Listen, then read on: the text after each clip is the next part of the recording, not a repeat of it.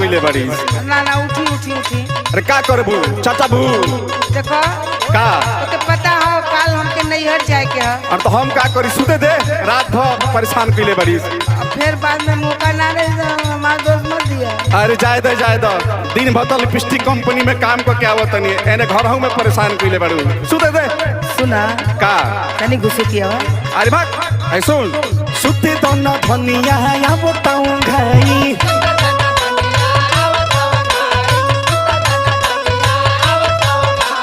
दिन भर में कइले बानी कठिन कमाई। अरे तो तू ही कइले अब हम ना कइले। अरे सुते दे परेशान बनी। अरे सुना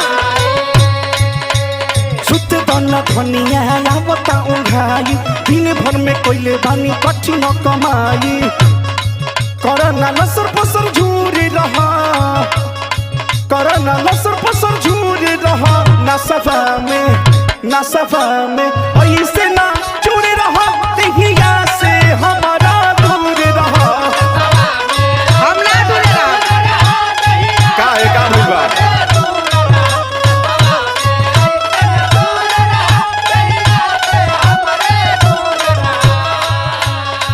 ये बात तो अच्छा ना लगेला।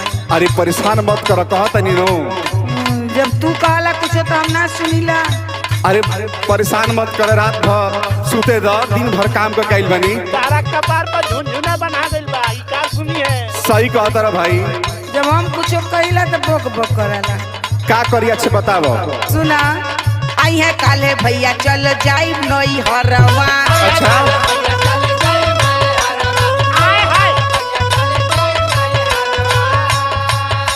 आ 10 दिन राजा राव रहब नहीं घरवा।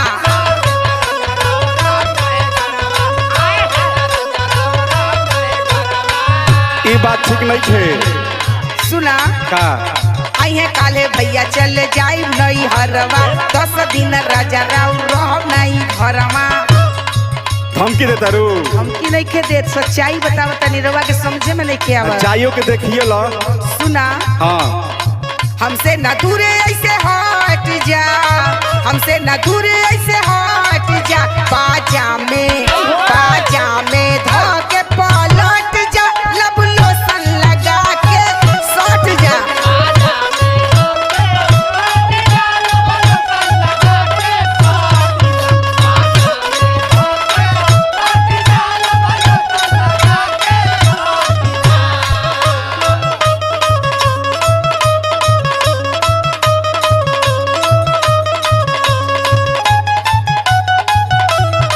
जिया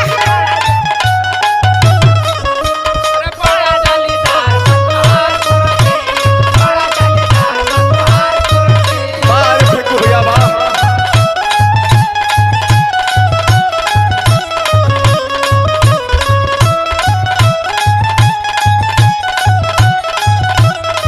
सुना बोला अतना जब रिक्वेस्ट करत तारू अरे तो आवा ना सुना सटा का कहत तारू लगत है कि रउआ का मिजाज बनिए गइल बा। ना बस हम तारे खातिर कहत नहीं आवा ठीक है बना आ सुना ना अब जाए के नानू कहबू हैं का कहल चाहत बा पहले ऊ बता। सुना है आवी जमाई एहो सजनिया हमरा के आजू सुते दा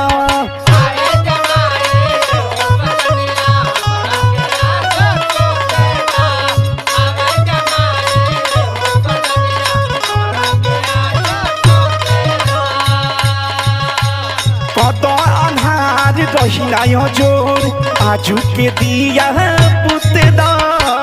तू जाएगा बुता दा। सुना बोला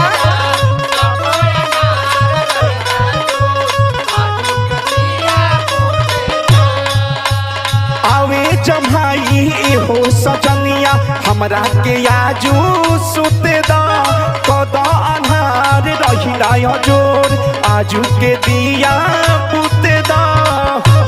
सुना बोला बात मानो पानी परेशान हम दिन भर मेहनत कैले बनी।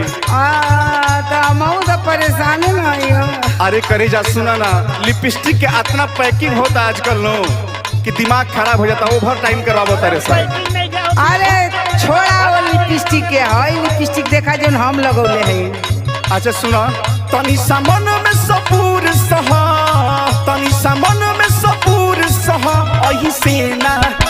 ऐसे ना नशवा में चूरे रहो दहिया से हमारा दूर रहो। ऐसे ना नशवा में दूर रहो दहिया से हमारा दूर रहो। ऐसे ना नशवा में दूर रहो दहिया से हमारे दूर रहो।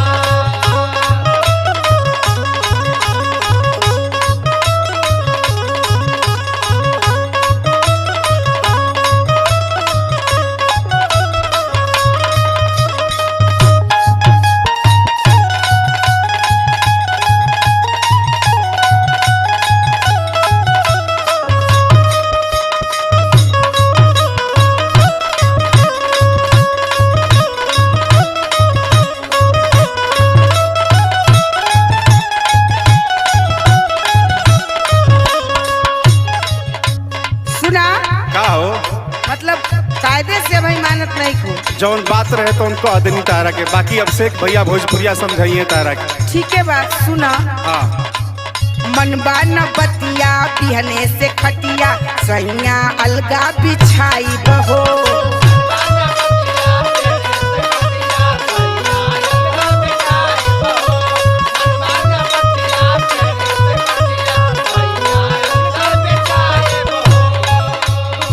और ही सुना का हो कतनो तू करबा सटे के कोशिश लगे न तोहरा आई बहो।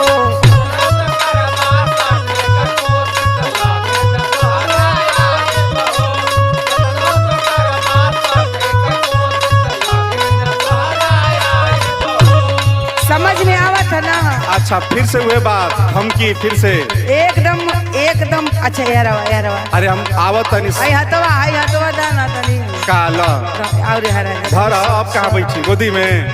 गोदी में मत बैठा ना, हम ही तोरा गोदी में बैठ जाता अरे ना रे बाप फाक गइल बानी मत बैठ। सुना का मनबा न बतिया बिहने से खटिया सैया अलगा बिछाई बहो। कितनो तू करबा सोटे के कोशिश लगे न तोहरा आई बहो। बस एगो काम अब तोरे बदल रह गइल बा। कह दो वो कह दो उगिला। बनी जा साधु तू मठ में जा, बनी जा साधु तू मठ में जा। बाजा में धो के पलट जा, लब लोशन लगा के सट जा।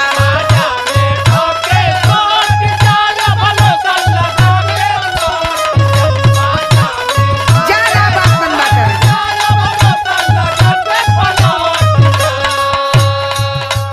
अच्छा तो आसार मामा के चेला बनाओ तरुगा हमरा के। जौने समझ ला। ना ई बात नहीं खे, अभी मठ में जाए के एज बा हमार, अभी तो 20 बरिस के बनले बानी। तब्बो तो इतना छटकत हुआ। तार बाबूजी देखले तो पहले बार हमरा के सेलेक्ट कर देले जानलू।